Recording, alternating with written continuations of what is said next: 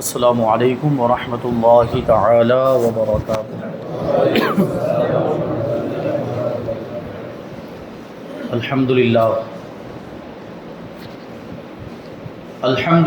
العلی الاکبر، والصلاة والسلام علی سید البشر وشفیع الامة یوم المحشر وعلى آلہ واصحابہ السرج القرر، اما بعد فاعوذ باللہ من الشیطان الرجیم، بسم اللہ الرحمن الرحیم۔ انما یخشی اللہ من عبادہ العلماء، صدق اللہ مولانا العظیم، وصدق رسوله النبی الامین المتین الکریم، ونحن على ذلك لمن الشاہدین والشاکرین والذاکرین والحامدین، والحمد للہ رب العالمین۔ آئیے ہم اور آپ اپنے دستور کے مطابق سب سے پہلے حضور سرور کائنات، فخر موجودات، باعث تخلیق کائنات، احمد مجتبی محمد مصطفیٰ صلی اللہ علیہ وسلم کی بارگاہ بے کس پناہ میں درود و سلام کا ہدیہ پیش کریں اور پڑھیں۔ اللہم صلی علی سیدنا و مولانا محمد معدن الجود والکرم وآلہ الکرام وابنہ الکریم وبارک وسلم، صلاۃ و سلام علیک یا رسول اللہ صلی اللہ تعالی علیہ وسلم۔ عزیزان ملت اسلامیہ، ہم اور آپ آج یہاں پر سراج الامہ، کاشف الغمہ، امام اعظم ابو حنیفہ حضرت نعمان بن ثابت رضی اللہ تعالی عنہ کی بارگاہ میں خراج عقیدت پیش کرنے کے لیے جمع ہوئے ہیں۔ اللہ تبارک و تعالی ہماری حاضری کو قبول فرمائے اور اس محفل کو ہمارے لیے آخرت میں ذریعہ نجات بنائے۔ امام اعظم ابو حنیفہ رضی اللہ تعالی عنہ کے فیوز و برکات سے ہم سب کو مالا مال فرمائے۔ تو انشاءاللہ ہم جس امام کے مقلد ہیں، امام اعظم ابو حنیفہ، اور انہی کی نسبت سے ہم حنفی کہلاتے ہیں، آج اسی امام کے تعلق سے کچھ باتیں ہم جاننے کی سعادت حاصل کریں گے۔ ابھی امام صاحب نے بھی فرمایا کہ جمعہ میں بھی امام اعظم ابو حنیفہ رضی اللہ تعالیٰ عنہ کے تعلق سے کچھ باتیں بیان ہوئی ہے، اور انشاءاللہ ابھی بھی آپ کچھ باتیں سماعت کریں گے۔ امام اعظم ابو حنیفہ رضی اللہ تعالیٰ عنہ کا مقام و مرتبہ بہت بلند و بالا ہے، اور ویسے تو 4 امام ہیں، 4 مسلک ہیں۔ آپ نے سنا ہوگا امام اعظم ابو حنیفہ، امام مالک، امام شافعی اور امام احمد ابن حنبل، یہ 4 مسلک کے ماننے والے پوری دنیا میں پائے جاتے ہیں، لیکن ان میں سب سے زیادہ کسی امام کے اگر مقلدین ہیں تو وہ امام اعظم ہیں۔ تقریباً پوری دنیا کی 80% آبادی حنفی ہے، یہ امام اعظم ابو حنیفہ، اور اسی لیے تو امام اعظم کہا جاتا ہے۔ امام اعظم کا مطلب ہی ہوتا ہے سب سے بڑا امام۔ تو ایسے امام کے ہم مقلد ہیں کہ امام بھی ملا تو امام اعظم ملا، اور غوث بھی ملا تو غوث اعظم ملا، اور مجدد ملا تو وہ بھی مجدد اعظم ملا۔ سنیوں کے تو دونوں ہاتھ میں لڈو ہے، اور ہاتھ اگر زیادہ ہوتے تو ان ہاتھوں میں بھی لڈو ہوتے۔ یہ شان ہے، اللہ تبارک و تعالیٰ نے ایسا امام ہمیں عطا کیا۔ اور اللہ کے رسول صلی اللہ علیہ وسلم کی بارگاہ میں امام اعظم ابو حنیفہ کا کیسا مرتبہ کہ ایک مرتبہ آپ روضہ رسول پر حاضر ہوئے، اور روضہ رسول پر حاضر ہوئے تو سلام عرض کیا امام اعظم نے۔ کیا کہا؟ السلام علیک یا سید المرسلین، کہ اے رسولوں کے سردار آپ پر سلامتی ہو۔ تو روضہ رسول سے جواب آیا۔ اچھا، ہم اور آپ بھی تو جاتے ہیں، جو گئے ان کی بات کرتا، جو نہیں گئے اللہ تعالیٰ ان کو توفیق عطا فرمائے۔ اور یہ بات آپ یقین کے ساتھ ذہن میں محفوظ کر لیں کہ عاشق حضور پاک صلی اللہ علیہ وسلم کے چاہنے والے جب حضور کو سلام کرتے ہیں تو حضور اس کا جواب دیتے ہیں. جب کوئی چاہنے والا حضور کو سلام کرتا ہے حضور اس کا جواب دیتے. اب یہ الگ بات ہے کہ ہم سن نہیں پاتے کیونکہ ہمارے کان میں وہ طاقت ہی نہیں، ہمارے پاس وہ قوت سماعت ہی نہیں، ہماری وہ حیثیت، ہماری وہ اوقات ہی نہیں کہ حضور پاک صلی اللہ علیہ وسلم کے جواب کو ہم سن سکیں. لیکن اللہ والے سن لیا کرتے. حضور جو جواب دیتے ہیں اللہ والے وہ جواب کو سن لیا کرتے ہیں. امام اعظم ابو حنیفہ رضی اللہ تعالیٰ عنہ جب حضور پاک صلی اللہ علیہ وسلم کے روزے پر حاضر ہوئے تو سلام عرض کیا، السلام علیکہ یا سید المرسلین، اے رسولوں کے سردار آپ پر سلامتی ہو. روزہ رسول سے جواب آیا وعلیکہ السلام یا امام المسلمین، اے مسلمانوں کے امام تم پر بھی سلامتی ہو. تو امامت کی بشارت اور امامت کا مزدہ، امامت کا منصب ہمارے امام کو، امام اعظم ابو حنیفہ کو رسول پاک صلی اللہ علیہ وسلم کی بارگاہ سے عطا ہوا. حضور نے خود ارشاد فرما دیا کہ اے امام المسلمین، اے مسلمانوں کے امام تم پر سلامتی ہو. تو پھر اب اس کو امام اعظم نہ کہا جائے تو کیا کہا جائے؟ ایسے امام کو امام اعظم نہ کہا جائے تو پھر کیا کہا جائے؟ یہ مرتبہ حضرت داتا گنج بخش علی بن عثمان حجویری جن کا مزار لاہور پاکستان میں، یہ غریب نواز سے بھی پرانے بزرگ ہیں. آپ نے سنا ہوگا، وہ میں نے اس سے پہلے جو بیان ہوا تھا پچھلے مہینے میں غریب نواز رضی اللہ تعالیٰ عنہ کا سفر بیان کیا تھا. تو غریب نواز وہ سب سے پہلے ہندوستان میں داخل تو کہاں گئے تھے؟ لاہور میں، یاد ہے؟ بھول گئے؟ حضرت داتا گنج بخش کے مزار پہ گئے، وہاں کیا کیا تھا؟ چلہ کیا. 40 دن تک وہاں عبادت کی تھی. آج بھی وہ حجرہ وہاں پر موجود ہے، مزار پاک حضرت داتا گنج بخش کے مزار کے قریب میں آج بھی وہ حجرہ موجود ہے جس میں غریب نواز رضی اللہ تعالیٰ عنہ نے چلہ فرمایا تھا. تو یہ داتا گنج بخش علی حجویری کی بات کروں، وہ کشف المحجوب آپ نے کتاب لکھی ہے تصوف میں، بڑی معتبر کتاب. اس میں آپ لکھتے ہیں کہ میں ملک شام میں حضرت بلال حبشی صحابی رسول عاشق نبی رضی اللہ تعالیٰ عنہ کے مزار کے سرہانے میں سو رہا تھا. حضرت داتا گنج بخش خود فرماتے ہیں کہ میں حضرت بلال حبشی رضی اللہ تعالیٰ عنہ کے مزار پاک ملک شام میں، سیریا میں، ان کے مزار پاک کے سرہانے میں سویا ہوا تھا کہ خواب میں اللہ کے رسول صلی اللہ علیہ وسلم تشریف لائے. نصیبہ جاگ گیا. حضور کو جس نے دیکھ لیا اس سے بڑا مرتبہ کس کا ہوگا؟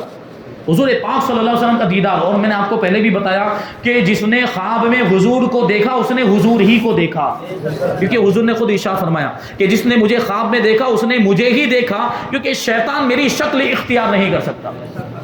میں نے پہلے عرض کیا تھا کہ اللہ تبارک و تعالیٰ نے شیطان کو یہ طاقت عطا نہیں فرمائی کہ وہ حضور کی شکل اختیار کرے، کیونکہ اللہ نے حضور کو بے مثل و بے مثال بنایا ہے.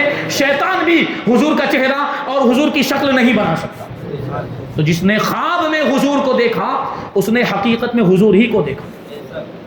تو حضرت داتا گنج بخش کہتے کہ مجھے حضور کا دیدار ہوا تو میں نے دیکھا کہ حضور پاک صلی اللہ علیہ وسلم اپنی آغوش میں کسی کو لیے ہوئے ہیں، کوئی بزرگ ہے، وہ بزرگوں کو اپنے سینے سے لگائے ہوئے ہیں، ان کو گود میں اٹھائے ہوئے ہیں.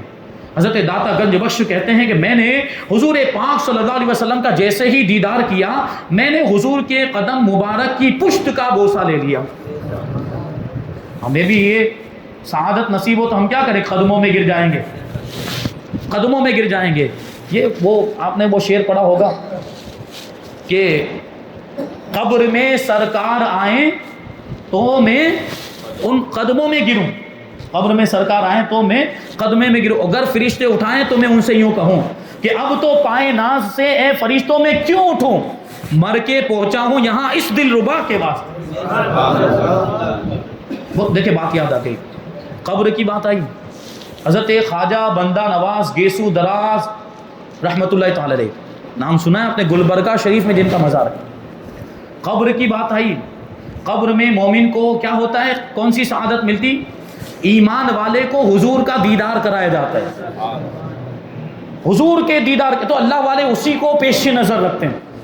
حضرت خواجہ بندہ نواز گیسو دراز رحمۃ اللہ تعالی علیہ سے کسی نے پوچھا حضرت زندگی افضل ہے یا موت افضل ہے؟ زندگی افضل ہے یا موت افضل؟ ابھی عاشقوں کے جواب بھی عشق والے ہوتے، نرالے ہوا کرتے. حضرت خواجہ بندہ نواز رضی اللہ تعالیٰ نے جواب دیا، دیکھیں آپ سنیں گے ایمان تازہ ہو جائے گا، عشق میں اضافہ ہو جائے گا۔ حضرت خواجہ بندہ نواز گیسو دراز رحمۃ اللہ تعالیٰ علیہ نے اس کو جواب دیا کہ جب تک حضور پاک صلی اللہ علیہ وسلم ظاہری زندگی کے ساتھ دنیا میں تشریف فرما تھے تو زندگی افضل تھی، اور جب حضور پاک صلی اللہ علیہ وسلم ظاہری طور پر دنیا سے تشریف لے گئے تو اب موت افضل ہے، کیونکہ اب ظاہری طور پر حضور کا دیدار نہیں ہو سکتا ہے، اب مرنے کے بعد قبر میں ایمان والوں کو اللہ کے رسول صلی اللہ علیہ وسلم کا دیدار کرایا جاتا ہے، اس لیے اب موت افضل ہے۔ قبر میں سرکار آئیں تو میں قدموں میں گروں، گر فرشتے بھی اٹھائیں تو میں ان سے یوں کہوں، اب تو پائے ناز سے اے فرشتوں میں کیوں اٹھوں، مر کے پہنچا ہوں یہاں اس دل ربا کے واسطے۔ تو امام اعظم ابو حنیفہ رضی اللہ تعالیٰ عنہ کے تعلق سے حضرت داتا گنج بخش علی حجویری فرماتے کہ حضور کا دیدار ہوا تو میں حضور کے قدموں میں گر گیا اور حضور کے قدموں کی پشت کا میں نے بوسہ لے لیا۔ اب ادب کے ساتھ کھڑے لیکن حیران ہیں، تعجب میں ڈوبے ہوئے ہیں کہ حضور نے جس کو آغوش میں لیا یہ کون ہے، یہ بزرگ کون ہے جن کو حضور نے گود میں اٹھایا ہے؟ یقیناً کوئی بہت بڑے مرتبے والی شخصیت ہوگی، تبھی تو حضور پاک صلی اللہ علیہ وسلم نے سینے سے لگایا۔ تو یہ تو ابھی سوچ رہے تھے دل میں، حضرت داتا گنج بخش علی حجویری دل میں سوچ رہے تھے، لیکن دلوں کے حالات کو جاننے والے، دلوں پر نظر رکھنے والے، دلوں کے خیالات کو جاننے والے غیب داں نبی نے ان کے دل کے خیال کو جان لیا اور خود ہی ارشاد فرمایا، اے علی یہ تمہارے امام ابو حنیفہ ہیں اور یہ تمہارے ملک کے رہنے والے۔ وہ ملک کے رہنے والے کا کیا مطلب ہوا؟ حضرت داتا گنج بخش کا تو مزار یہاں لاہور میں، امام اعظم لاہور کے رہنے والے تھے؟ نہیں، ملک فارس کے رہنے والے تھے۔ تو چونکہ حضرت داتا گنج بخش فارس ہی سے تشریف لائے تھے تو ادھر اشارہ، یہ تمہارے ملک کے رہنے والے ہیں۔ یہ امام اعظم کی شان، اللہ کے رسول کی بارگاہ میں کیسا مرتبہ۔ حضرت امام اعظم ابو حنیفہ رضی اللہ تعالیٰ عنہ نے شروع میں گوشہ نشینی اختیار کر لی، عبادت میں مشغول ہو گئے، ریاضت و مجاہدہ میں مشغول ہو گئے، لوگوں سے لا تعلق، دنیا سے اور دنیا کی چیزوں سے، مال و دولت سے بالکل لا تعلق، اللہ کی عبادت میں مشغول ہو گئے۔ تو ایک رات خواب میں اللہ کے رسول صلی اللہ علیہ وسلم تشریف لائے اور ارشاد فرمایا، اے ابو حنیفہ، اللہ تبارک و تعالیٰ نے تمہیں گوشہ نشینی کے لیے پیدا نہیں کیا ہے، اللہ تعالیٰ نے تمہیں میری سنتوں کو زندہ کرنے کے لیے پیدا کیا۔ تو امام اعظم ابو حنیفہ نے پھر وہ گوشہ نشینی کو ترک فرما دیا اور درس و تدریس میں لگ گئے، اور امام ابو یوسف، امام محمد، امام عبداللہ ابن مبارک، امام ظفر، امام حسن بن زیاد جیسے ہزاروں شاگرد پیدا فرمائے، شریعت کے اصول مرتب کیے، فقہ کے قوانین بنائے اور ایسے قوانین اور ایسے اصول مقرر فرمائے، مرتب کیے، مدون کیے کہ قیامت تک آنے والے لوگوں کے سامنے جو بھی نئے مسائل آتے رہیں گے انہی اصول اور قوانین کی روشنی میں علماء ان مسائل کو حل کرتے رہیں۔ یہ امام اعظم کا امت پر احسان ہے، امام اعظم ابو حنیفہ کا امت پر احسان ہے کہ اگر کوئی مسئلہ قرآن میں نہیں ملتا، اگر کوئی مسئلہ ڈائریکٹ حدیث کے اندر موجود نہیں، اقوال صحابہ میں نہیں، اقوال فقہا میں نہیں ملتا ہے، تو پھر ہمیں کیا کرنا ہے؟ ہمیں امام اعظم کے اصول اور ان کے قوانین کے مطابق اس مسئلے کو حل کرنا ہے، اور آج بھی مسائل اسی طرح حل ہو رہے ہیں۔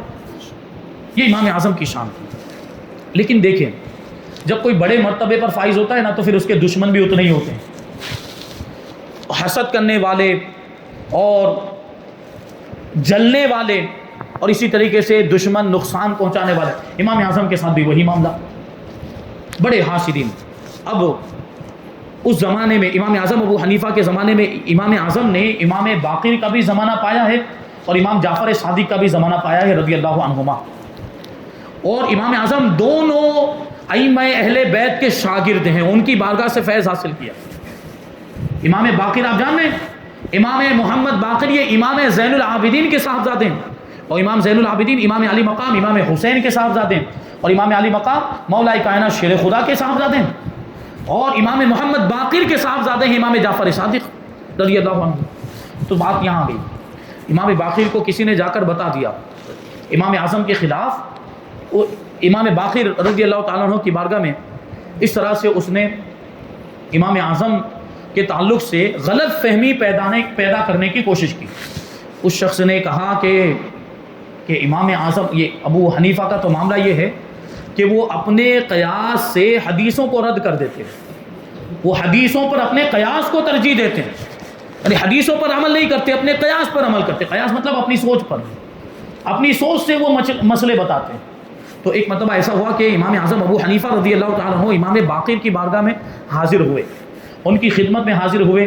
تو امام باقر نے کہا کہ ہم نے سنا ہے کہ آپ میرے نانا جان کی حدیثوں پر اپنے قیاس کو ترجیح دیتے ہو، میرے نانا جان کی حدیثوں کو اپنے قیاس سے بدل دیتے ہو. تو امام اعظم ابو حنیفہ نے کہا کہ حضرت آپ کو کسی نے غلط خبر دی ہے، حضور تشریف فرما ہو جائیں تاکہ میں بھی بیٹھ کر کچھ باتیں عرض کروں کہ آپ میری نگاہ میں ایسے ہی قابل احترام ہیں جیسے کہ اللہ کے رسول صلی اللہ علیہ وسلم صحابہ کرام کی نگاہوں میں قابل احترام ہیں. تو آپ تشریف رکھیں کہ میں بھی ادب کے ساتھ بیٹھ کر آپ کی بارگاہ میں کچھ باتیں عرض کروں. تو امام باقر تشریف فرما ہوئے تو امام اعظم ابو حنیفہ بھی زانو ادب طے کر کے امام باقر کے سامنے بیٹھ گئے اور عرض کرنے لگے کہ حضور میں 3 سوال آپ سے پوچھوں گا، 3 باتیں آپ مجھے اس کا جواب عطا فرمائیں. امام باقر نے کہا ٹھیک ہے پوچھو. امام اعظم ابو حنیفہ رضی اللہ تعالیٰ عنہ پوچھتے ہیں کہ حضرت بتائیں کہ روزہ افضل ہے یا نماز افضل ہے؟ روزہ افضل ہے یا نماز افضل ہے؟ تو امام باقر نے کہا کہ نماز افضل ہے، کیونکہ نماز تو افضل العبادات ہے، اہم الفرائض ہے. تو امام اعظم ابو حنیفہ نے عرض کیا کہ حضور اگر میں قیاس کرتا، اگر میں اپنی سوچ سے مسئلہ بتاتا، اگر میں قیاس سے مسئلہ بتاتا اور حدیث سے مسئلہ نہ بتاتا تو میں یہ کہتا کہ حائضہ عورت کو روزوں کی قضا نہیں کرنی چاہیے، اس کو نماز کی قضا کرنی چاہیے. مسئلہ معلوم ہے آپ کو کہ حیض کی حالت میں جو عورتوں کے مخصوص ایام ہوتے ہیں اس میں اگر نماز چھوٹ جائے تو نمازوں کی قضا نہیں، لیکن اگر روزہ چھوٹے تو روزے کی قضا کرنی پڑتی ہے. یہ مسئلہ آپ کو معلوم ہوگا. تو امام اعظم کیا فرماتے ہیں کہ اگر میں اپنی سوچ سے فیصلہ کرتا، اگر میں اپنے قیاس سے فیصلہ کرتا تو میں یہ کہتا چونکہ نماز افضل ہے اس لیے حائضہ عورت پر ان مخصوص ایام میں جو نماز چھوٹی ہے اس نماز کی قضا اس پر لازم ہونی چاہیے، روزے کی قضا لازم نہیں ہونی چاہیے. حضرت تشریف لایا. تو یہ ایک سوال ہو گیا. اب امام اعظم نے دوسرا سوال پوچھا کہ حضرت جواب عنایت فرمائے کہ پیشاب زیادہ ناپاک ہے یا منی؟ پیشاب زیادہ ناپاک ہے یا منی زیادہ ناپاک ہے؟ امام باقر نے کہا کہ پیشاب زیادہ ناپاک ہے. تو امام اعظم ابو حنیفہ کہتے ہیں کہ حضرت اگر میں قیاس سے فیصلہ کرتا، اگر میں حدیث پر عمل نہ کرتا تو میں یہ کہتا کہ پیشاب کی بنیاد پر غسل واجب ہونا چاہیے اور منی میں صرف وضو واجب ہونا چاہیے، کیونکہ جب پیشاب زیادہ ناپاک ہے تو اس میں بڑی طہارت ہونی چاہیے کہ نہیں ہونی چاہیے، جبکہ بڑی طہارت منی کے اندر ہے اور پیشاب میں آپ وضو کر لیں اس سے صرف وضو ٹوٹتا ہے، وضو کرنا کافی ہو جاتا ہے کہ نہیں ہو جاتا؟ تو یہ جواب دیا. اب تیسرا سوال امام اعظم ابو حنیفہ عرض کرتے ہیں کہ حضور بتائیں عورت کمزور ہے یا مرد کمزور ہے؟ امام باقر نے کہا کہ عورت کمزور ہے، سب جانتے ہیں. تو امام اعظم نے پوچھا کہ حضرت فرمائے کہ میراث میں ترکے میں جو مرحوم چھوڑ کر جائے اس مال میں عورت کا زیادہ حصہ ہے یا مرد کا زیادہ حصہ ہے؟ تو امام باقر نے کہا مرد کا زیادہ حصہ ہے، مرد کو ڈبل ملتا ہے اور عورت کو سنگل ملتا ہے. للذکر مثل حظ الانثیین، کہ مرد کے لیے عورت کے مقابلے میں 2 گنا حصہ ہے. اگر لڑکا بھی ہے لڑکی بھی ہے تو لڑکے کو ڈبل دیا جاتا ہے، لڑکی کو سنگل دیا جاتا ہے. اچھا اس پر وہ غیر بھی اعتراض کرتے ہیں کہ عورتوں کو اسلام میں جو ہے کہ بہت کم حصہ دیا گیا، اسلام نے ظلم کیا وغیرہ وغیرہ. کفار کی طرف سے ایسی باتیں آتی میراث کے اندر. تو اس کے بھی ہمارے پاس جواب ہے. اگر کوئی بھی ایسا سوال لے کر آئے آپ کے پاس جواب نہیں، علماء سے رابطہ کریں. اس کی بھی بڑی حکمتیں ہیں، بڑی حکمتیں ہیں. اس کی بنیادی وجہ یہ ہے کہ عورت کئی جگہوں سے حصہ پاتی ہے. عورت صرف ایک جگہ سے نہیں، مرد کو تو صرف ایک جگہ سے اگر باپ کا انتقال ہو تو وہیں سے حصہ ملنا ہے، لیکن عورت کا معاملہ یہ ہے کہ عورت کو باپ کی میراث میں سے بھی حصہ ملے گا. عورت کے اگر بھائی کا انتقال ہو جاتا ہے اور دوسری اس کی اولاد وغیرہ نہیں تو اس میں سے بھی حصہ ملتا ہے. اور عورت کو اگر خدا نہ خواستہ شوہر کا انتقال ہو جائے تو اس کی میراث میں سے بھی حصہ ملتا ہے. خدا نہ خواستہ بیٹے کا انتقال ہو گیا تو اس کی میراث میں سے بھی حصہ ملتا ہے. عورت کو کئی جگہوں سے حصے ملتے ہیں. بہرحال اس میں حکمتیں ہیں اور بھی اس کے جوابات ہو سکتے ہیں. تو امام باقر نے کہا کہ عورت کمزور ہے. تو امام اعظم ابو حنیفہ کہتے ہیں کہ اگر میں یہ اپنی عقل سے فیصلہ کرتا، اگر میں قیاس کے مطابق حکم دیتا تو میں یہ کہتا کہ عورت کو زیادہ حصہ ملنا چاہیے کیونکہ وہ کمزور ہے. لیکن میں آپ کے نانا جان کی حدیث کے مطابق فیصلہ کرتا ہوں اور میں یہ کہتا ہوں کہ حدیث پاک میں اور قرآن مجید کی آیت کی روشنی میں مرد کو ڈبل ملنا چاہیے اور عورت کو سنگل ملنا چاہیے. حضرت امام باقر رضی اللہ تعالیٰ عنہ کو بات پتہ چل گئی، آپ سمجھ گئے اور آپ کھڑے ہوئے امام اعظم کو سینے سے لگا لیا اور آپ کی پیشانی پر بوسہ دے. اور فرماتے کہ مجھے پتا چل گیا کہ تم قیاس کو حدیث پر ترجیح نہیں دیتے. یہ امام اعظم کی شان، یہ امام اعظم ابو حنیفہ کا علم ہے. اللہ تبارک و تعالیٰ نے کیسا علم عطا فرمایا تھا. ہم علم کی بات کریں تو امام اعظم ابو حنیفہ رضی اللہ تعالیٰ عنہ کے استاذ حضرت امام سلیمان اعمش رضی اللہ تعالیٰ عنہ، حدیث کے استاد. امام اعظم ابو حنیفہ رضی اللہ تعالیٰ عنہ ان سے حدیثیں سنا کرتے تھے، حدیثوں کا علم حاصل کرتے تھے.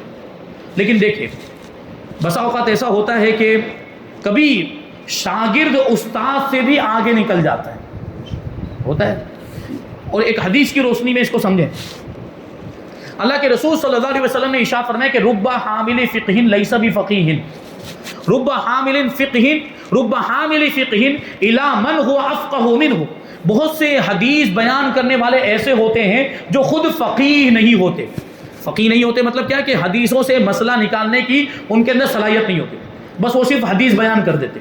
انہوں نے اپنے استاد سے حدیث سنی اور آگے اپنے شاگردوں کو بیان کر دیا. یہ ان کا کام ہوتا ہے. یہ محدثین ہوتے ہیں. اور یہ بعض محدثین ایسے ہوتے ہیں جو فقیہ نہیں ہوتے، یعنی ان کے پاس اتنی صلاحیت نہیں ہوتی کہ وہ حدیث سے مسئلہ نکال کر لوگوں کو بتا سکیں. اور حدیث کے آگے کے الفاظ ہیں کہ بہت سے حدیث بیان کرنے والے ایسے ہوتے ہیں جو ان لوگوں تک حدیث پہنچاتے ہیں جو ان سے بڑے فقیہ ہوتے ہیں، یعنی جن کے اندر یہ صلاحیت ہوتی ہے کہ وہ حدیث سے مسئلہ نکال سکیں اور لوگوں کو بتا سکیں. امام اعظم کی بھی یہی شان. ایک مرتبہ کیا ہوا، امام اعظم کے استاد امام اعمش کی بارگاہ میں کوئی سوال کرنے آیا. اس نے سوال پوچھا کہ اس مسئلے کا حکم کیا ہوگا. امام اعمش نے کہا مجھے نہیں معلوم. دوسرا مسئلہ پوچھا گیا، کہا مجھے اس کا حکم نہیں معلوم. تیسرا مسئلہ پوچھا گیا، کہا مجھے نہیں معلوم. مختلف روایتیں ہیں اور ایک روایت میں آیا کہ 100 مسئلے پوچھے گئے. امام اعمش سے 100 مسئلے پوچھے گئے. امام اعمش نے ہر مسئلے کے جواب میں، ہر سوال کے جواب میں یہی کہا مجھے نہیں معلوم، مجھے اس کا حکم نہیں معلوم. اب وہی سائل، سوال پوچھنے والا امام اعظم ابو حنیفہ کی بارگاہ میں پہنچے، یعنی اب شاگرد کے پاس گئے. ابھی دیکھیں اب شان، امام اعظم کی بارگاہ میں وہی سوال پوچھے گئے. امام اعظم نے سارے سوالوں کے جواب دے دیے، 100 کے 100 مسئلوں کا جواب بتا دیا، حکم بتا دیا. اب یہ بات ان کے استاد تک پہنچی. ابھی ظاہر سی بات تھوڑا تو ایسا ہوگا نا کہ میرے پاس اس کا جواب نہیں تھا، میں نہیں بتا سکا، میرے شاگرد نے بتا دیا. تو امام اعظم کو بلایا اور امام اعمش پوچھتے ہیں ابو حنیفہ یہ مسائل تم سے پوچھے گئے، تم نے جواب دیا، کہاں سے دیا، کہاں سے جواب دیا.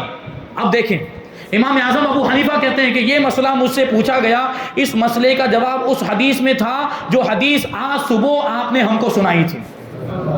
اور یہ مسئلہ ہم سے پوچھا گیا، اس مسئلے کا جواب اس حدیث پاک کے اندر تھا جو گزشتہ کل آپ نے ہم کو سنائی تھی. اور تیسرے مسئلے کا جواب اس حدیث میں تھا جو 2 دن پہلے آپ نے سنائی تھی. چوتھے مسئلے کا جواب اس حدیث میں تھا جو 3 دن پہلے، جو 4 دن پہلے، جو 5 دن پہلے. یعنی کئی دنوں سے ہم آپ سے حدیثیں سنتے آ رہے تھے. یہ 100 مسائل جو پوچھے گئے، ان 100 کے 100 مسائل کا جواب انہی حدیثوں کے اندر موجود تھا جو حدیثیں آپ نے ہم کو سنائی.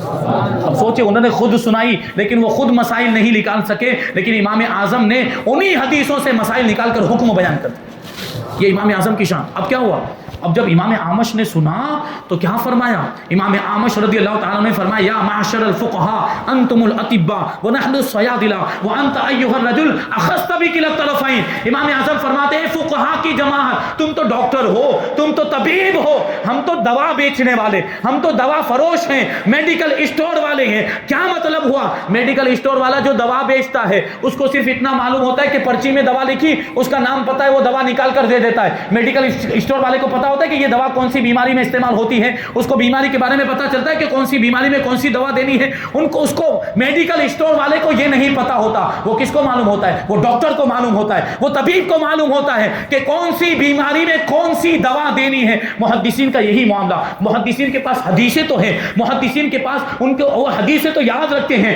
اپنے اساتذہ سے، اپنے شیوخ سے حدیثیں سن کر اپنے شاگردوں تک پہنچاتے ہیں، لیکن کون سی حدیث سے کون سا مسئلہ نکلے گا یہ ان کو کو نہیں پتا ہوتا تو گویا کہ وہ میڈیکل اسٹور والوں کی طرح ہے. لیکن فقہائے کرام کی جماعت کا عالم یہ ہے کہ ان کے پاس حدیثوں کا ذخیرہ بھی ہوتا ہے اور وہ حدیثوں سے مسائل نکالنا بھی جانتے ہیں. اسی لیے امام اعمش نے امام اعظم کے بارے میں فرمایا انت ایھا الرجل اخذت بکلا الطرفین، اے مرد، اے عظیم مرد، تم نے تو دونوں جانب سے حصہ دیا ہے، تمہیں تو حدیثوں کا بھی علم ہے، تمہارے پاس حدیثوں کا ذخیرہ بھی ہے اور ان حدیثوں سے مسائل نکالنے کی صلاحیت بھی ہے. یہ امام اعظم کی شان. اللہ تبارک و تعالیٰ نے کیسا مرتبہ عطا فرمایا تھا. اسی لیے تو آپ دیکھیں واقعات کا سلسلہ ہے. ایک مرتبہ کیا ہوا، قراءت خلف الامام کے بارے میں مناظرہ ہوا.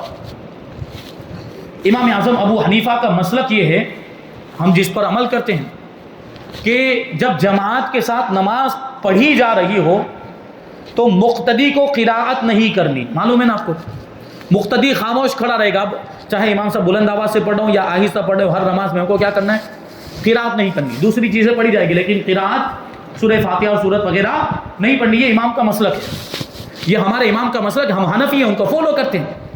اب دوسرے مسالک میں ایسا ہے کہ قراءت کرنی پڑے گی اور بعض مسلک میں ایسا ہے کہ کم سے کم سورہ فاتحہ تو پڑھنی پڑے گی. تو اب اسی پر مناظرہ ہوا قراءت خلف الامام کے بارے میں. ابھی دیکھیں امام کی شان. اب مناظرہ اس کی جگہ بھی فکس ہو گئی اور سب لوگ جمع ہو گئے. امام اعظم ابو حنیفہ رضی اللہ تعالیٰ عنہ بھی پہنچے تو ایک بہت بڑی جماعت مناظرہ لڑنے کے لیے آئی تھی. مناظرہ کرنے کے لیے، بحث و مباحثہ کرنے کے لیے، ڈیبیٹ کرنے کے لیے ایک بہت بڑی جماعت آئی تھی. اب سب نے بولنا شروع کر دیا ایک ساتھ میں بولنا شروع کر دیا. اب ظاہر سی بات ہے، ہم بیٹھے اور ہمارے سامنے بہت سارے لوگ یہ بولنا شروع کر دیں، ہم سب کی بات کو ایک ساتھ میں سن پائیں گے یا سب کی باتوں کا جواب دے پائیں گے؟ تو امام اعظم ابو حنیفہ نے کہا کہ آپ لوگ سب ساتھ میں بولیں گے تو کیسے مناظرہ ہو پائے گا. ایک کام کرو تم لوگ کہ اپنے میں سے ایک آدمی کو چن لو جو تم میں سب سے بڑا عالم ہو، سب سے زیادہ علم رکھنے والا ہو. اس آدمی کو چن لو اور اس کو آگے کر دو اور پھر اس کی بات تمہاری بات ہوگی، وہ جو کہے گا وہ تمہارا کہنا ہوگا. تو انہوں نے ایسا ہی کیا. انہوں نے اپنے اندر سے ایک سب سے بڑے عالم کو چن لیا اور اس کو آگے بڑھا دیا مناظرہ کرنے کے لیے. امام اعظم ابو حنیفہ نے پھر پوچھا کیا اس کی بات تمہاری بات ہوگی؟ لوگوں نے کہا ہاں اس کی بات ہماری بات ہوگی کیونکہ یہ ہمارے اندر ہماری جماعت میں سب سے بڑا عالم ہے، تو یہ جو کہے گا وہ ہمارا کہنا ہوگا. امام اعظم نے پھر کہا کہ اس کی ہار جیت تمہاری ہار جیت ہوگی. ان لوگوں نے کہا ہاں اس کی ہار جیت ہماری ہار جیت ہوگی. امام اعظم نے اتنا سننا تھا، ارشاد فرمایا مناظرہ ختم ہو گیا اور ہم جیت بھی گئے. بات سمجھ میں آئی؟ ذہن گیا؟ امام اعظم ابو حنیفہ نے کیا فرمایا؟ مناظرہ ختم ہو گیا اور ہم مناظرہ جیت بھی گئے. اب وہ لوگ تعجب کرے یہ کیسے ہو گیا؟ ابھی تو بحث شروع بھی نہیں ہوئی تھی، ابھی تو بات چیت شروع بھی نہیں ہوئی تھی، ابھی تو سوال جواب شروع بھی نہیں ہوئے تھے اور امام اعظم یوں کہہ رہے ہیں کہ مناظرہ ختم ہو گیا اور ہم مناظرہ جیت بھی گئے. کیسے جیت گئے؟ امام اعظم ابو حنیفہ نے جواب دیا کہ جب تم نے اپنے میں سے اس آدمی کو چن لیا، سب سے زیادہ علم والے آدمی کو چن لیا اور اس کو مناظر کی حیثیت سے آگے بڑھا دیا اور تم خود اعتراف کر رہے ہو کہ اب یہ جو کہے گا وہ ہمارا کہنا ہوگا، اس کی بات ہماری بات ہوگی، اس کا کلام ہمارا کلام ہوگا اور اس کی ہار جیت ہماری ہار جیت ہوگی. ہم بھی تو یہی کہتے ہیں کہ امام کی قراءت مقتدی کی قراءت ہوا کرتی ہے. امام کی قراءت مقتدی کے لیے کافی ہے، مقتدی کو قراءت کرنے کی ضرورت ہی نہیں. یہ شان ہے ہمارے امام کی. ایک مرتبہ ایک دہریے سے مناظرہ ہوا. دیکھیے لطف والی بات آ گئی. دہریہ مطلب خدا کا منکر. وہ ان لوگوں کا عقیدہ یہ ہوتا کہ معاذ اللہ خدا جیسی کوئی چیز نہیں. ایسے آدمی سے مناظرہ ہوا. اب ایسے آدمی سے مناظرہ ہونا تو آپ قرآن کی یا حدیث کی دلیل نہیں دے سکتے، وہ مانے گا ہی نہیں. وہ جب خدا کا منکر ہے تو قرآن کو کیوں مانے گا؟ وہ خدا کا منکر حدیث کو کیوں مانے گا؟ آپ کہاں سے دلیل لائیں گے؟ ایسی صورت میں عقلی دلیل دینی پڑتی ہے ان کو سمجھانے کے لیے. اور امام اعظم کی ذہانت کی تو مثال ہی نہیں ملتی. امام اعظم کی ذہانت کے کیسے کیسے واقعات آپ نے سنے ہوں گے. تو وہ دہریے کے ساتھ مناظرہ ہوا، جگہ فکس ہو گئی، مناظرے کے لیے ایک میدان متعین کر دیا گیا، وقت بھی فکس ہو گیا اور سارے لوگ جمع ہو کثیر تعداد میں، کیونکہ سب کو پتہ چل گیا تھا کہ آج امام اعظم کا مناظرہ ہے. امام اعظم اتنے بڑے امام، لوگ جانتے تھے، اعتراف کرتے، مخالفین بھی اعتراف کرتے تھے، مخالفین بھی مانتے تھے کہ علم بڑا مضبوط ہے امام اعظم کا. لوگ سب جمع ہو گئے کہ ابھی مناظرہ ہوگا امام اعظم کا، ہار جیت کی بات ہوگی تو بڑا مزہ آئے گا. نہیں ایسے میں مقابلے میں بڑا مزہ آتا ہے لوگوں کو. اب یہ تو یہاں سب پہنچ گئے، وہ دہریہ بھی پہنچ گیا، لیکن امام اعظم بڑی تاخیر سے آئے. امام اعظم کو آنے میں بڑا لیٹ ہو گیا. اب اس کو بھی تو موقع مل گیا دہریے کو, یہ اس طرح کے پوائنٹ وہ تلاش کرتے رہتے کہ کچھ ایسا مل جائے اس کو ایشو بنا لیا جائے. مناظرے کے اندر ایسا ہوتا رہتا ہے, کسی بھی بات کو ایشو بنا لیا جائے گا, تو اس نے اسی کو ایشو بنا لیا. امام اعظم سے کہنے لگا کہ اتنی تاخیر کیوں ہو گئی, آپ ڈر گئے تھے کیا؟ امام ڈر سکتا ہے, وہ بھی امام اعظم. امام اعظم سے کہنے لگا کہ اتنے لیٹ کیوں ہو گئے, اتنی تاخیر سے کیوں آئے؟ ارے اسی تاخیر کے اندر جواب تھا.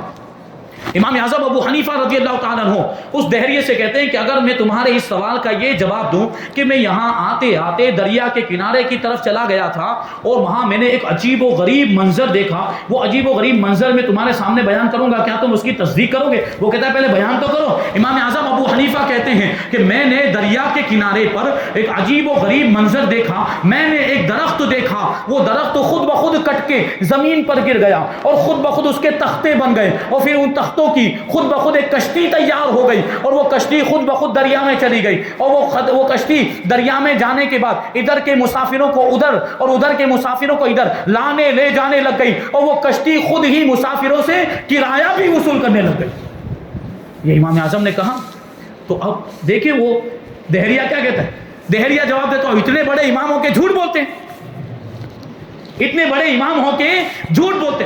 تو امام نے کہا کہ کیسے جھوٹ؟ تو کہتا ہے یہ کیسے ممکن ہے, یہ کیسے ہو سکتا ہے کہ درخت خود بخود کٹ جائے, یہ کیسے ہو سکتا ہے کہ بغیر کسی بنانے والے کے اس کے تختے بن جائے, اور یہ کیسے ہو سکتا ہے کہ بغیر کسی بنانے والے کے کشتی تیار ہو جائے, اور یہ کیسے ہو سکتا ہے کہ بغیر کسی چلانے والے کے وہ کشتی خود بخود چلنے لگ جائے. امام اعظم ابو حنیفہ رضی اللہ تعالیٰ عنہ نے جواب دیا تمہارے عقیدے کے مطابق یہ کشتی تو بہت معمولی چیز ہے, تمہارا عقیدہ تو یہ ہے نا کہ کوئی خدا نہیں ہے, دنیا کو چلانے والا کوئی نہیں ہے. تمہارے عقیدے کے مطابق تو یہ اتنی بڑی کائنات, یہ اتنی بڑی دنیا, یہ بلند و بالا پہاڑ, اور یہ دیکھیے بڑے بڑے سمندر اور دریا, یہ چرند پرند, یہ قسم قسم کے درخت, یہ جنات, یہ انسان, یہ عجیب و غریب مخلوقات, تمہارے کہنے کے مطابق یہ بغیر کسی بنانے والے کے وجود میں آ گئے. اگر تمہارے کہنے کے مطابق اگر ایک کشتی کسی بنانے والے کے بغیر نہیں بن سکتی تو اتنی بڑی کائنات بغیر کسی بنانے والے کے کیسے بن سکتی؟ بات سمجھ میں آ گئی, کلمہ پڑھ کے مسلمان ہو گیا. کیسی شان ہے امام اعظم کی, کیسا مرتبہ عطا فرمایا تھا اللہ تعالیٰ نے. تو باتیں اور آگے چلیں تو عبادت کی بات اگر ہم کریں تو عبادت, آپ نے یہ جملہ تو سنا ہی ہوگا کہ 40 سال تک عشاء کے وضو سے فجر کی نماز ادا فرمائی. اس کا کیا مطلب ہوتا ہے؟ پوری رات جاگے, کیونکہ سونے سے کیا ہو جاتا ہے, وضو ٹوٹ جاتا ہے. اس کا مطلب یہی ہوا عشاء کے وضو سے فجر, یعنی عشاء کا وضو سلامت رہا, عشاء کے وضو سے فجر کی نماز ادا کی, یعنی پوری رات جاگ کر عبادت کرتے تھے 40 سال تک. کیسی عبادت کی ہوگی؟ وہ روایتوں میں آیا ہے کہ جس جگہ پر آپ کا انتقال ہوا, جس جگہ پر آپ کا وصال ہوا, اس جگہ پر امام اعظم نے 7000 قرآن مجید ختم کیے. آپ کے شاگرد فرماتے ہیں کہ امام اعظم ایک ایک رکعت میں پورا قرآن مجید ختم کر دیا کرتے تھے. قرآن پاک سے بھی کیسی محبت, یہ امام اعظم کی عبادت ہے. اب یہ ایک تعجب خیز بات بتاؤں, امام اعظم رضی اللہ تعالیٰ عنہ کا جب وصال ہوا تو آپ کے پڑوس میں جو آدمی رہتا تھا اس کی بچی اپنے باپ سے کہنے لگی کہ پڑوس کے گھر میں ایک درخت تھا, ابا جان پڑوس کے گھر میں ایک درخت تھا, وہ درخت اب نظر نہیں آتا, وہ درخت غائب ہو گیا. تو اس بچی کا باپ رونے لگ گیا, اور وہ باپ جواب دیتا ہے بیٹا وہ کوئی درخت نہیں تھا, وہ مسلمانوں کے امام ابو حنیفہ تھے جو رات بھر کھڑے ہو کر عبادت کرتے تھے کہ دیکھنے والوں کو لگتا تھا کہ کوئی درخت ہے. کیسی عبادت کرتے ہوں, کیسی عبادت کرتے ہوں گے. یہ شان ہے ہمارے امام کی.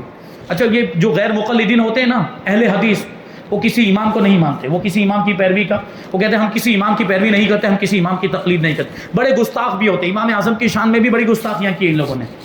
تو ہمارے ایک ساتھی تھے, ان کا ایسے ہی غیر مقلد سے سامنا ہو گیا. اب وہ دیکھیں کیا اعتراض کرتا ہے, دیکھیں بڑا بے وقوفی والا سوال. وہ ہمارے ساتھی سے کہنے لگا کہ تمہارا دعویٰ یہ ہے, تمہارا کہنا یہ کہ امام اعظم نے 40 سال تک عشاء کے وضو سے فجر کی نماز ادا کی, تو پھر بچے کیسے پیدا ہوئے؟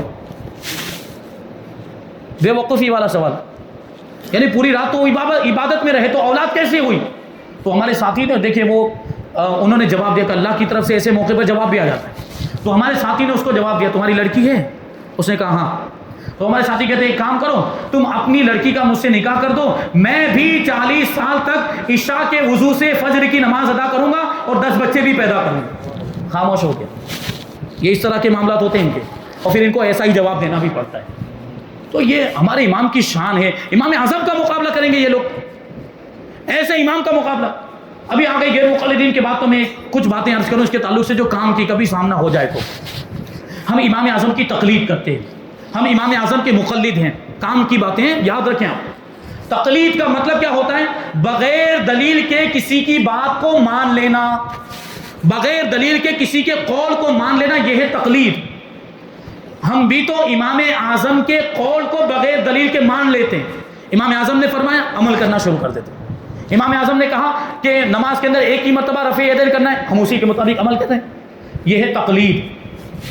اور اب بغیر دلیل کی بات ماننی ہے تو پھر وہ جس کی ہم بات مان رہے ہیں وہ بھی اس مرتبے پر فائز ہونا چاہیے، وہ بھی اس قابل ہونا چاہیے کہ اس کی بات کو بغیر دلیل کے مانا جائے۔ اور ہمارے امام تو امام اعظم ہے، مجتہدین کے بھی امام، تو ان کی شان کیا ہوگی؟ دیکھیں تقلید کرنے کی ضرورت کیوں ہے یہ بھی آپ سوچیں۔ ہمارے سامنے قرآن ہے، ہمارے سامنے حدیث ہے، اگر ہم چاہیں تو ڈائریکٹ قرآن پڑھ کے عمل کر سکتے ہیں، اگر ہم چاہیں تو ڈائریکٹ حدیث پڑھ کے عمل کر سکتے، نہیں کر سکتے، گمراہ ہو جائیں گے۔ کیوں؟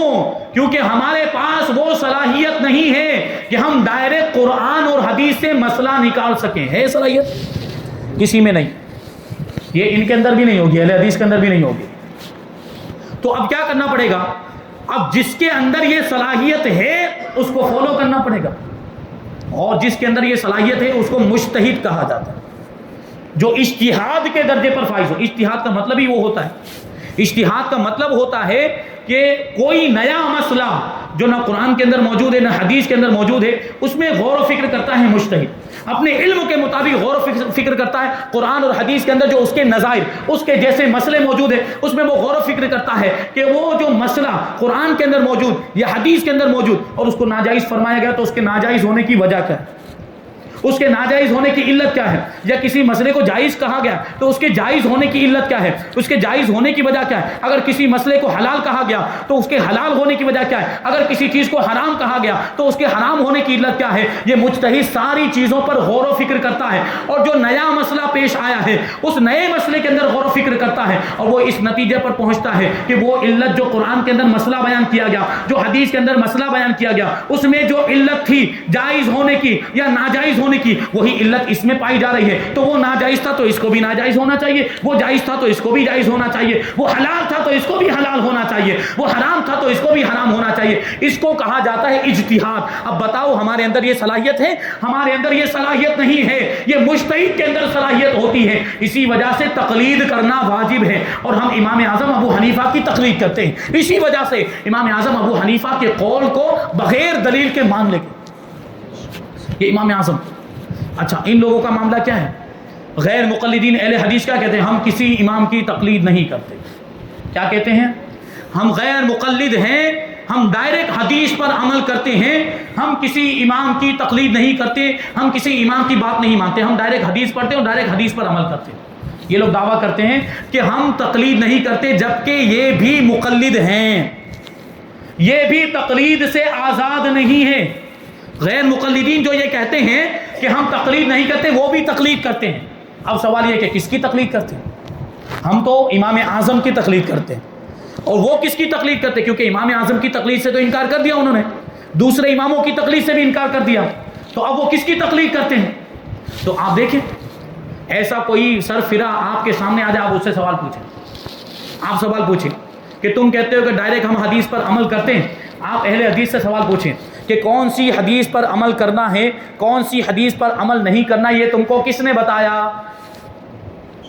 پوچھئے آپ اہل حدیث اگر آپ کے سامنے آئے غیر مقلد، آپ اس سے پوچھو کہ کون سی حدیث پر عمل کرنا ہے، کون سی حدیث پر عمل نہیں کرنا، یہ تم کو کس نے بتایا؟ وہ جواب دے گا ہمارے مولویوں نے بتایا، میرے استاد نے بتایا، میرے امام صاحب نے بتایا۔ تو یہ ان مولویوں کے مقلد ہوئے کہ نہیں ہوئے؟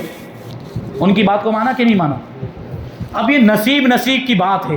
ہمارے نصیب میں امام اعظم جیسے عظیم امام کی تقلید ہے، اور ان کے نصیب میں پھٹیچر مولویوں کی تقلید ہے۔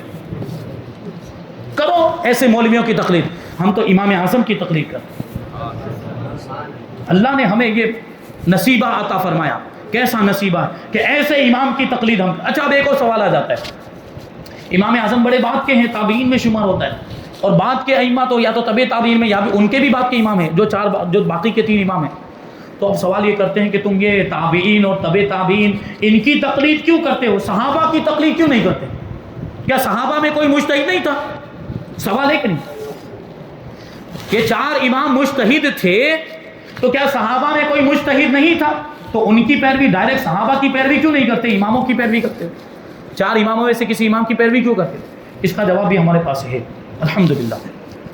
اس کا جواب یہ ہے کیونکہ صحابہ کرام، ہم انکار نہیں کرتے، صحابہ کرام میں بھی مجتہدین موجود تھے، اور ان 4 اماموں کے علاوہ بھی بہت سارے سینکڑوں کی تعداد میں مجتہدین تھے، سینکڑوں کی تعداد میں مجتہدین تھے۔ مجتہد کے مذہب پر عمل کیا جا سکتا ہے، لیکن عمل کرنے کے لیے ضروری ہے کہ اس کا پورا مسلک اور اس کا پورا مذہب ہمارے سامنے موجود ہو۔ صحابہ کرام میں جو مجتہدین صحابہ تھے ان کا پورا مسلک ہمارے سامنے ہے، یا 4 اماموں کے علاوہ جو دوسرے امام اور جو دوسرے مجتہدین تھے ان کا پورا مسلک مدون کیا گیا، ان کا پورا مسلک مرتب کیا گیا، کیا وہ ہمارے سامنے موجود نہیں ہے؟ تو صحابہ کا بھی مسلک ہمارے سامنے محفوظ موجود نہیں، اور دوسرے ائمہ مجتہدین کا بھی مسلک ہمارے سامنے موجود نہیں۔ یہ 4 اماموں کے مسلک کو ان کے شاگردوں نے محفوظ کر دیا، اب ہر مسئلے کا حکم اس کے اندر موجود ہے، اس وجہ سے ان کی پیروی کی جاتی ہے۔ اور انہوں نے بھی صحابہ سے ہی تو روایتیں لی، انہوں نے بھی تو صحابہ کے ہی اقوال لیے ہیں، اور انہی سے مسائل نکال کر لوگوں کو بتایا ہے، اس وجہ سے ان کی پیروی کی جاتی ہے۔ تو یہ تقلید کے معاملات ہیں۔ تو بہرحال امام اعظم ابو حنیفہ رضی اللہ تعالیٰ عنہ، آپ دیکھیں کیسا مقام و مرتبہ اللہ تعالیٰ نے آپ کو عطا فرمایا تھا۔ اور تقویٰ پرہیزگاری کی اگر بات کریں تو کیسا تقویٰ، امام ہے تو پھر تقویٰ بھی ویسا ہوگا۔ امام اعظم ابو حنیفہ رضی اللہ تعالیٰ عنہ کپڑے کا کاروبار کرتے تھے، کپڑے کی تجارت کرتے تھے۔ ایک مرتبہ ایک بڑھیا آئی ریشمی کپڑا لے کر، مشہور واقعہ شاید سنا ہوگا، وہ بڑھیا آ کر کہنے لگی کہ یہ کپڑا آپ لے لیجئے اور مجھے بتائیے کہ یہ کپڑا کتنے میں آپ لیں گے۔ یعنی وہ تجارت کرنے والے وہ ہول سیل میں مال بھی تو اٹھاتے ہیں، تو اس طریقے سے وہ بڑھیا کپڑا لے کر آئی کہ یہ آپ میرے پاس سے لے لیجئے اور اس کو بیچ۔ امام اعظم نے فرمایا کہ کتنے روپے لیں گے آپ؟ تو بڑھیا نے کہا کہ 100 روپے دے دیجئے۔ امام اعظم کہتے ہیں کہ یہ 100 روپے کا نہیں ہے بلکہ زیادہ کا ہے۔ امام اعظم کیا فرماتے ہیں؟ یہ کپڑا 100 روپے کا نہیں بلکہ زیادہ کا ہے۔ ہمارے آپ کے پاس اگر کوئی اس طرح کا کوئی مال لے کر آئے جس کی اصل قیمت کچھ اور ہو اور سامنے والا کم بتاتا ہو، ہم پہلی فرصت میں اس کو لے لیں گے، آنے تو فائدہ ہو رہا ہے، ہوتا ہے کہ نہیں؟ لیکن یہ امام اعظم ہے، امام اعظم ابو حنیفہ نے کہا یہ کپڑا 100 روپے کا نہیں ہے، اس کی قیمت زیادہ ہونی چاہیے۔ تو بڑھیا کہتی ٹھیک ہے 200 دے دیجئے۔ امام اعظم کے 200 کا بھی نہیں ہے۔ بڑھیا کہتی ٹھیک ہے 300 دے دیجئے۔ امام اعظم کہتے 300 کا بھی نہیں ہے۔ امام اعظم نے کہا کہ 300، تو بڑھیا کہتی ٹھیک ہے 400 دے دیجئے۔ امام اعظم کہتے 400 کا بھی نہیں ہے۔ اب بڑھیا کیا کہتی ہے؟ آپ میرے ساتھ مذاق کر رہے ہیں، آپ میرے ساتھ مذاق کر رہے ہیں۔ امام اعظم ابو حنیفہ نے کہا کہ کسی مرد کو، اپنے گھر والوں میں سے کسی مرد کو یہاں پر لے کر آؤ، وہ مجھ سے بھاؤ تاؤ کریں۔ وہ بڑھیا گئی، ایک آدمی کو لے کر آئی، امام اعظم نے 500 روپے میں اس کپڑے کو خریدا۔ یہ امام اعظم کا تقویٰ۔ ایک مرتبہ کیا ہوا، امام اعظم ابو حنیفہ کے ایک ملازم تھے، ان کا نام تھا ابن عبد الرحمن۔ امام اعظم کبھی ان کو کوئی سامان دے دیتے تھے، کبھی کپڑا دے دیتے بیچنے کے لیے۔ ایک مرتبہ اسی طرح تجارت کا سامان دیا، اس میں ایک کپڑا بھی تھا، اس کپڑے کے اندر عیب تھا، اس کپڑے کے اندر نقصان تھا، کچھ کمی تھی۔ تو امام اعظم نے ان کو تاکید فرمائی، حکم دیا کہ جب اس کپڑے کو بیچنے لگو تو خریدار کو اس کا عیب بتا دینا، اس میں جو کمی ہے، اس میں جو نقصان ہے، وہ نقصان بتا کر دینا۔ ہمارے آپ کے معاملات میں وہ تجارت کرنے والے اگر کوئی بیچ میں سے پھٹا ہوا اس کو چھپائیں گے اندر، اور ہوتا ہے کہ نہیں ہوتا؟ دھوکہ دیا جاتا ہے۔ یہ امام اعظم کا تقویٰ۔ امام اعظم کیا فرماتے ہیں کہ خریدار کو یہ عیب بتا کر دینا تاکہ دھوکہ نہ ہونے پائے۔ اب امام اعظم ابو حنیفہ تو اپنے کام میں مصروف ہو گئے اور ابن عبد الرحمن کو بھی یاد نہیں رہا کہ وہ امام اعظم نے کیا تاکید فرمائی تھی. خریدار آئے, کپڑا خرید کر لے گئے, آپ عیب بتانا بھول گئے. وہ خریدار تو کپڑا لے کر چلا بھی گیا, اب وہ خریدار کہاں کا رہنے والا تھا, کہاں سے آیا تھا, کہاں چلا گیا, کچھ نہیں پتا تھا. امام اعظم ابو حنیفہ رضی اللہ تعالیٰ عنہ نے شام کو پوچھا کہ وہ کپڑا جو میں نے دیا تھا اس میں عیب تھا, تم نے خریدار کو عیب بتایا تھا کہ نہیں تھا؟ نہیں بتایا تھا. تو ابن عبد الرحمن کہتے ہیں کہ حضرت میں تو بتانا بھول ہی گیا, میں عیب بتانا بھول گیا, وہ خریدار ویسے ہی لے کر چلا گیا. ابھی آپ سوچیں ہم اور آپ ہوتے چلو ٹھیک ہے کیا لے کر چلا گیا, کون سی بڑی بات ہو گئی ہے, کون سی بڑی بات ہو گئی. امام اعظم ابو حنیفہ دیکھیں, امام اعظم کا تقوی, امام اعظم کی پرہیزگاری. امام اعظم ابو حنیفہ نے اس پورے دن جتنی بھی کمائی ہوئی تھی, اس پورے دن جتنا بھی سامان بکا تھا اور جو رقم حاصل ہوئی تھی, اس رقم کے بارے میں روایت میں آیا ہے 30,000 کی رقم تھی. اس زمانے کے اعتبار سے 30,000 کتنے ہوں گے؟ امام اعظم نے وہ پورے کے پورے 30,000 غریبوں میں اور فقیروں میں تقسیم فرما دی. یہ تقویٰ تھا. ابھی چاہتے تو اندازہ لگاتے کہ وہ اس کپڑے میں جو نقصان تھا, وہ عیب تھا, وہ 1,000 کا ہوگا تو 1,000 اس میں سے نکال, لیکن وہ 1,000 تو مکس ہو گئے نا, وہ سارے دوسرے روپے کے اندر بھی مکس ہو گئے, کیسے الگ کر سکتے تھے؟ اس لیے امام اعظم نے پوری رقم صدقہ کر دی. یہ امام کا تقویٰ. ایک اور واقعہ سناؤں. ایک شخص نے امام اعظم سے قرضہ لیا ہوا. امام اعظم ابو حنیفہ اتفاق سے اسی علاقے میں تشریف لے گئے جس علاقے میں آپ کا وہ قرض دار رہتا تھا. جنازے کی نماز کے لیے تشریف لے گئے تھے. گرمی کا موسم, سخت دھوپ تھی اور سائے کا نام و نشان نہیں تھا. لوگوں نے دیکھا تو اسی شخص کے مکان کی دیوار کے قریب سایہ موجود تھا. تو لوگوں نے امام اعظم سے کہا حضرت یہ دیوار میں سایہ, دیوار کا سایہ موجود ہے, اس سائے میں آ جائے. اب وہ دیوار دیکھے, غور کرنے جیسی بات, وہ دیوار چونکہ ان کے قرض دار کی تھی, اس نے مکان کے مالک نے امام اعظم سے قرضہ لیا ہوا تھا. تو امام اعظم ابو حنیفہ کیا جواب دیتے ہیں کہ یہ میرا مقروض ہے, اس کی دیوار کے سائے سے فائدہ حاصل کرنا میرے لیے درست ہی نہیں. کیا مطلب ہوا کہ کہیں وہ قرضے سے نفع حاصل کرنا نہ ہو جائے. قرضہ دیا جائے اور قرضے سے نفع حاصل کیا جائے, اس کو کیا کہتے ہیں ہم لوگ؟ بیاج, سود. امام, حالانکہ وہ سائے, ویسے اگر وہ سایہ حاصل کر لیتے, یہ امام اعظم کا تقویٰ. جبکہ فتویٰ یہ کہ میں سائے میں جا کر کھڑا ہو جائے, اس میں کیا حرج ہے, اور اس کو بھی کوئی ناگوار نہیں گزرے گا. لیکن یہ امام اعظم کا تقویٰ تھا. اور آج ہمارے آپ کے معاملات, بازاروں کے اندر سود کا کتنا معاملہ ہو گیا. بازاروں کے اندر سود کا کیسا لین دین ہو رہا ہے, دھڑلے سے, کوئی توجہ نہیں. اب بعض لوگوں کے تو معاملات تھے کہ اس کو برا سمجھنا بھی چھوڑ دیا. میں نے اس سے پہلے وہ جو 31 کے موقع پر بیان ہوا تھا اس میں سود کی برائیاں بیان کی تھی. کیسا کیسا اس کا وبال ہے. سود خور کا وبال میں اگر آپ کو بتاؤں, دنیا کے اندر بھی اس کا نقصان اٹھانا پڑتا ہے, اور آخرت کا عذاب تو ہمارے تصور سے باہر ہے. سود خوری کا عذاب. حضرت حبیب اعظمی کا واقعہ میں نے سنایا تھا, وہ خون بن گئے, وہ پائے جو لے کر آئے تھے وہ خون بن گیا تھا. وہ واقعہ آپ کو یاد ہوگا. ایک واقعہ ہے اس میں ایک سود خور کا واقعہ, کہ سود خور وہ سود کھایا کرتا تھا. دنیا کے اندر اس کو اللہ تبارک و تعالیٰ نے کیسے عذاب میں گرفتار کیا کہ اس کو ایسی بیماری ہو گئی کہ اس کا پیٹ بڑھنے لگا, پیٹ بڑا ہونے لگا. ڈاکٹر کے پاس گیا, ڈاکٹر کے پاس اس کا کوئی علاج نہیں تھا. پیٹ بڑھتا ہی گیا, بڑھتا ہی گیا, یہاں تک کہ ایک وقت ایسا آیا کہ پیٹ بڑھتے بڑھتے پھٹ گئے. اللہ کی پناہ. اس میں سے سب نجاست, سب رطوبتیں, سب گندگی باہر نکلی. سود کھایا تو اس نے, گویا کہ وہ سود باہر نکلا.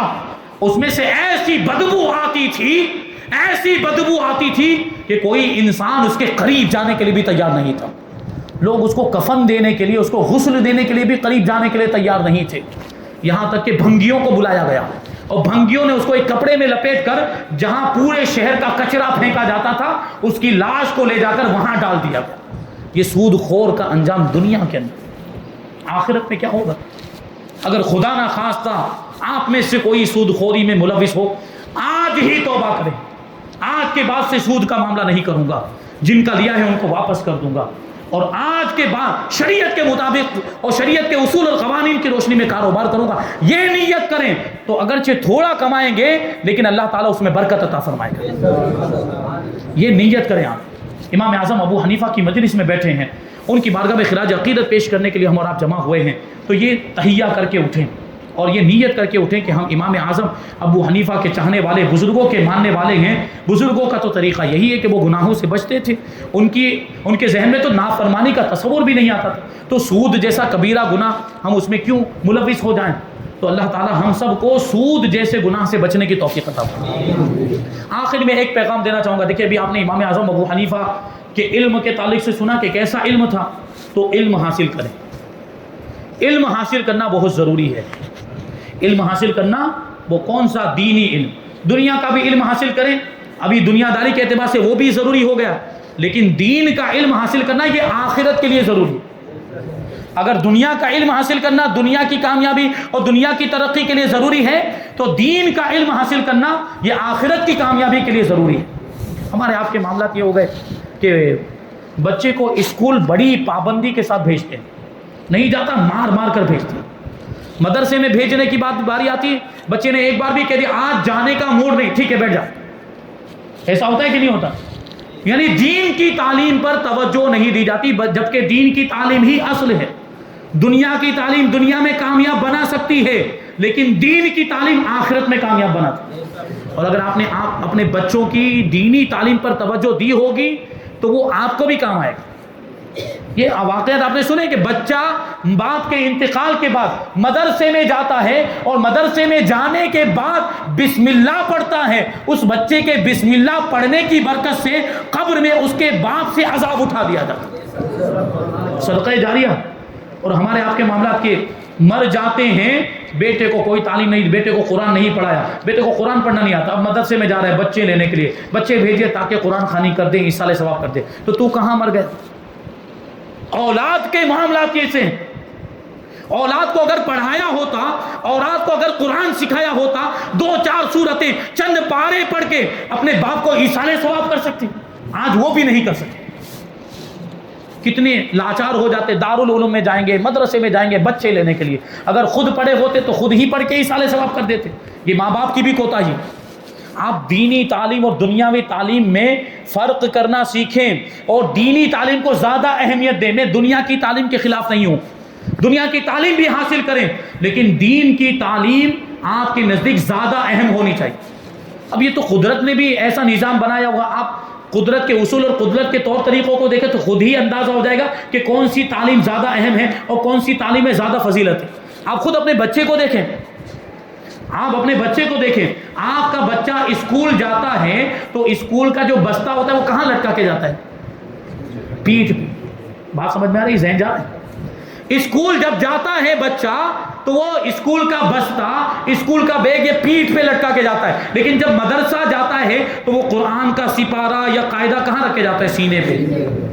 یہ اس کا طریقہ ہی بتا رہا ہے کہ یہ جو دنیا کی تعلیم یہ پیٹھ کے پیچھے رکھنے کے لیے ہے اور دین کی تعلیم سینے سے لگانے کے لیے۔ دین کی تعلیم ہی اصل ہے، اور یہ بزرگوں کی زندگی سے ہمیں سبق ملتا ہے۔ تو خود بھی آپ علم حاصل کریں، اپنے بچوں کو بھی اسلام کی تعلیم دیں۔ آپ اگر انگلش میڈیم میں اپنے بچوں کا داخلہ کروانے کے لیے جائیں تو کیا پوچھا جاتا ہے؟ سب سے پہلے سوال ہوتا ہے ماں باپ سے پوچھا جاتا ہے تم کتنا پڑھے ہو؟ پوچھا جاتا ہے کہ نہیں؟ ماں باپ کا کوالیفیکیشن پوچھا جاتا ہے تم کتنا پڑھے ہو؟ وہ دار و مدار اس کے اوپر ہوتا ہے۔ بسا اوقات ماں باپ ان پڑھ ہو تو ان کا داخلہ، ان کے بچے کا داخلہ نہیں ہو پاتا۔ اس کی وجہ کیا ہے؟ ابھی ان کو بچے کو پڑھانا ہے کہ ماں باپ کو پڑھانا ہے؟ تو ماں باپ کتنا پڑھے ہیں، ان کی کوالیفیکیشن کیا ہے، اس کے پوچھنے کا مطلب کیا ہے؟ اس کا بنیادی مقصد یہ ہوتا ہے کہ ہم اسکول میں جو ہوم ورک دیں گے، ہم اسکول کے اندر جو اسائنمنٹ وغیرہ دیں گے، ماں باپ وہ ہوم ورک اور اسائنمنٹ کرا پائیں گے کہ نہیں کرا پائیں گے؟ اس لیے پوچھا جاتا ہے کہ ماں باپ کتنا پڑھے ہوئے۔ اور دینی تعلیم میں یہ دیکھتے ہیں ہم لوگ، دینی تعلیم کے اندر یہ ہوتا ہے؟ نہیں ہوتا۔ ابھی ماں باپ کو خود نہیں آتا ہے، بچے کو کیا پڑھائیں گے؟ ماں باپ کو خود قرآن نہیں آ رہا ہے مخرج کے ساتھ، بچے کو کیا سکھائیں گے؟